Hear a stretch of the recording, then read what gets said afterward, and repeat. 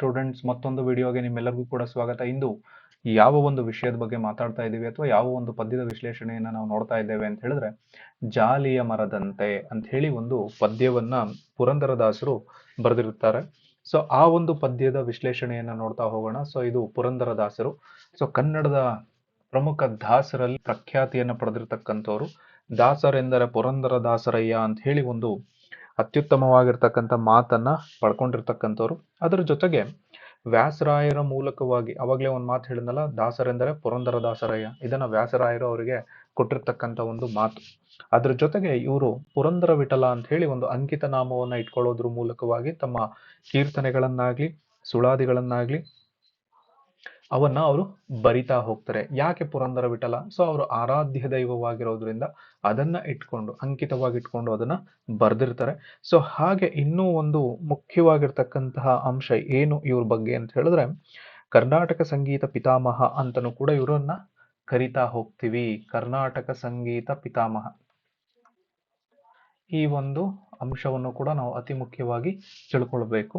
ಅದರ ಮೂಲಕವಾಗಿ ಇವರು ನಮ್ಮ ಸಂಗೀತ ಅಂದ್ರೆ ಕರ್ನಾಟಕ ಸಂಗೀತ ತುಂಬಾ ದೊಡ್ಡ ಮಟ್ಟಕ್ಕೆ ಅಥವಾ ಉಚ್ಛ್ರಾಯ ಸ್ಥಿತಿಗೆ ಬೆಳೆಯೋದಕ್ಕೂ ಕೂಡ ಕಾರಣಕರ್ತರಾಗಿರ್ತಾರೆ ಪುರಂದರದಾಸರು.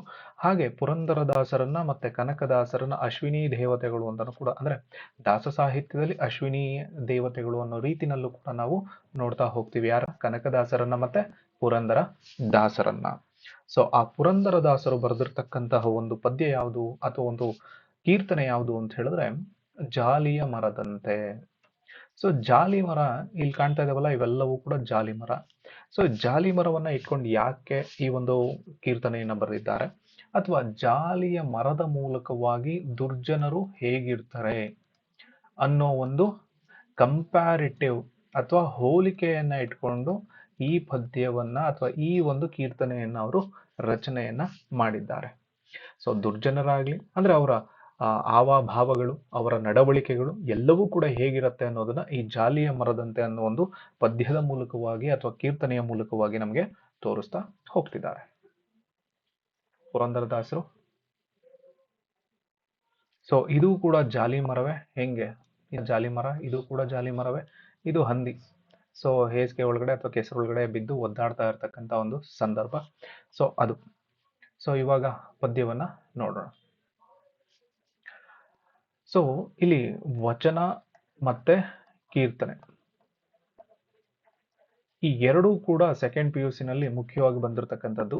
ಇಲ್ಲಿ ಒಂದ್ ಅಂಶ ಏನ್ ನಾವು ತಿಳ್ಕೊಬಹುದು ಅಂತ ಹೇಳಿದ್ರೆ, ವಚನ ತನ್ನ ಅರ್ಥವನ್ನ ಕೊನೆ ಲೈನಲ್ಲಿ ಬಿಟ್ಕೊಡತ್ತೆ, ಕೀರ್ತನೆ ತನ್ನ ಅರ್ಥವನ್ನ ಮೊದಲ ಲೈನಲ್ಲಿ ಬಿಟ್ಕೊಟ್ಬಿಡತ್ತೆ. ಸೊ ಇಲ್ಲಿ ಮೊದಲ ಎರಡು ಲೈನಲ್ಲಿ ನಾನು ಏನ್ ಹೇಳಕ್ ಹೊರಟಿದ್ದೀನಿ ಅನ್ನೋದನ್ನ ಕೀರ್ತನೆ ತೋರ್ಪಡಿಸುತ್ತೆ.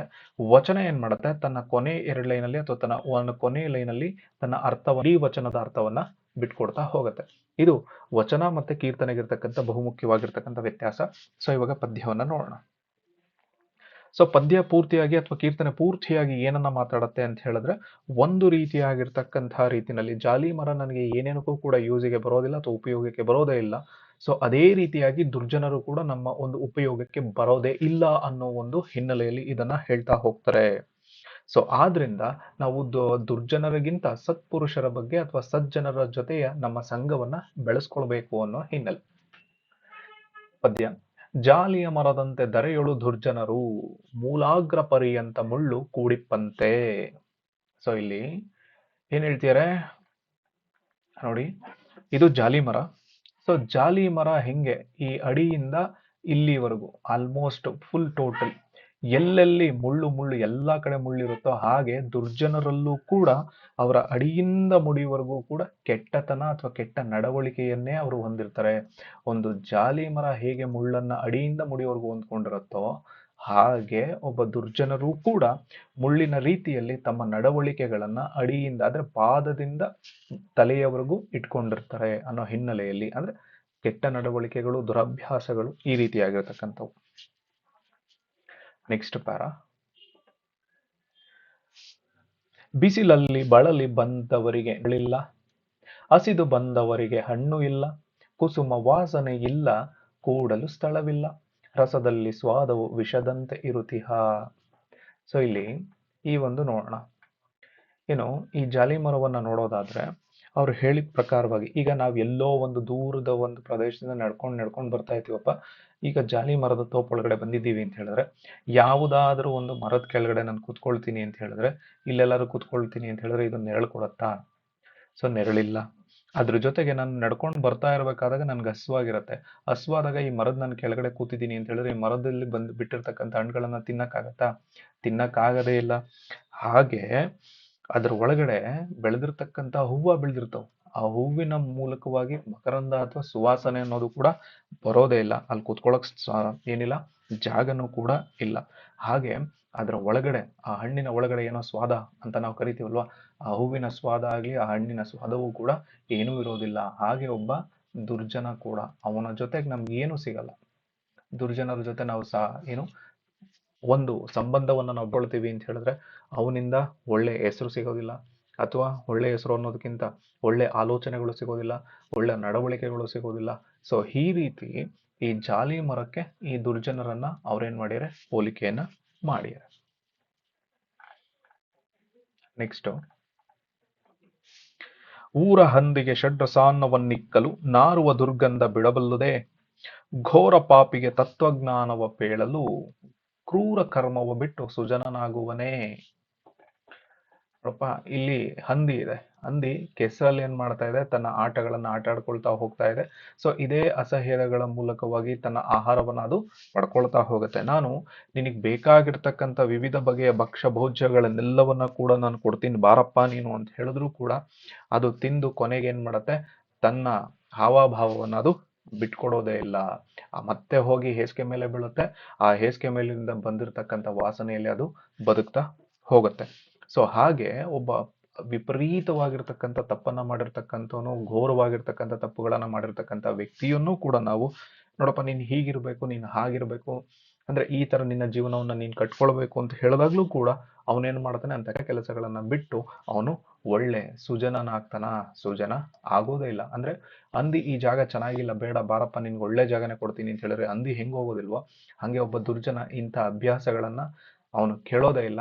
ಅದೇ ಅಭ್ಯಾಸ ನನಗೆ ಬೇಕು ಅಂತ ಹೇಳಿ ಅವನು ಅದರಲ್ಲೇ ಬಿದ್ದು ಒದ್ದಾಡ್ತಾ ಹೋಗ್ತಿರ್ತಾನೆ.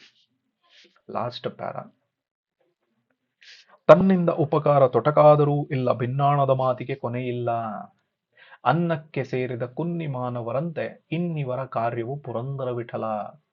ತನ್ನಿಂದ ಉಪಕಾರ ಅಂದ್ರೆ ಪ್ರತಿ ಸಂದರ್ಭದಲ್ಲೂ ಅವನಿಂದ ಏನಾದ್ರೂ ಒಂದು ಉಪಕಾರ ನಮಗಾಗತ್ತೆ ಅಂತ ಹೇಳಿ ನಾವು ಅನ್ಕೊಂಡು ಹೋಗ್ತೀವಿ. ಯಾರೋ ಒಬ್ಬ ದುರ್ಜನ ಇರ್ತಾನೆ, ಒಬ್ಬ ಕೆಟ್ಟ ಅಭ್ಯಾಸಗಳನ್ನು ಹೊಂದಿರತಕ್ಕಂಥವನ ಹತ್ರಕ್ಕೆ ನಾವು ಹೋಗ್ಬಿಟ್ಟು ಅವನಿಂದ ಒಂದು ಉಪಕಾರವನ್ನ ಪಡ್ಕೋಬೇಕು ಅಂತ ಹೇಳಿದ್ರೆ ಅವನೇನ್ ಮಾಡ್ತಾನೆ, ಬರೀ ಮಾತ್ರ ಮಾತಾಡ್ತಾನೆ. ಯಾವುದೇ ರೀತಿಯಾಗಿರ್ತಕ್ಕಂಥ ಒಂದು ಉಪಕಾರ ಅನ್ನೋದು ಅವನು ಮಾಡೋದೇ ಇಲ್ಲ. ಸೊ ಹೆಂಗೆ ಅದು ಅಂತ ಹೇಳಿದ್ರೆ, ಎಲ್ಲ ಕಡೆ ಎಲ್ಲೋ ಒಂದ್ ಕಡೆ ಊಟ ಸಿಗ್ತಾ ಇದೆ ಅಂತ ಹೇಳಿದ್ರೆ ಎಲ್ಲ ಹೆಂಗ್ ಮುತ್ಕೊಳ್ತಾರೋ, ಮುತ್ಕೊಂಡ್ರೆ ಯಾರಿಗೂ ಕೂಡ ಊಟ ಸಿಗೋದಿಲ್ಲ. ನಾನ್ ಹಾಕ್ತೀನಿ ಅಂತ ಹೇಳ್ತಾನೆ ಇರ್ತಾರಲ್ವಾ, ಅಲ್ಲಿ ಎಲ್ಲರಿಗೂ ಕೂಡ ಅನ್ನ ಎಲ್ಲಿ ಸಿಗತ್ತೆ, ಸಿಗೋದಿಲ್ಲ.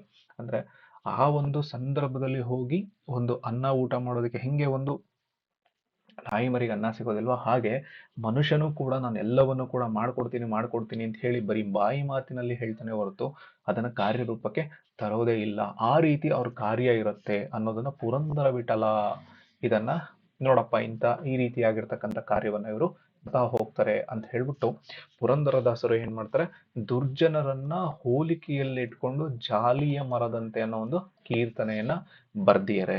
ಇದರ ಮೂಲಕವಾಗಿ ನಾವು ಅರ್ಥ ಮಾಡ್ಕೊಳ್ಬೇಕಾಗಿರ್ತಕ್ಕಂಥದ್ದು ಇಷ್ಟೇ, ಸತ್ಪುರುಷರಿಗೆ ಯಾವತ್ತೂ ಕೂಡ ದುರ್ಜನರು ಆಶ್ರಯವನ್ನ ಕೊಡೋದೇ ಇಲ್ಲ. ಅದ್ರ ಜೊತೆಗೆ ದುರ್ಬಲರಿಗೆ ಅವರು ಸಹಾಯವನ್ನ ಮಾಡೋದಾಗ್ಲಿ ಏನೂ ಕೂಡ ಮಾಡೋದೇ ಇಲ್ಲ.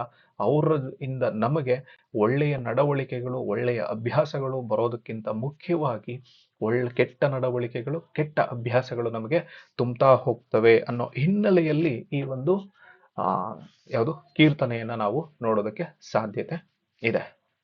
Thank you.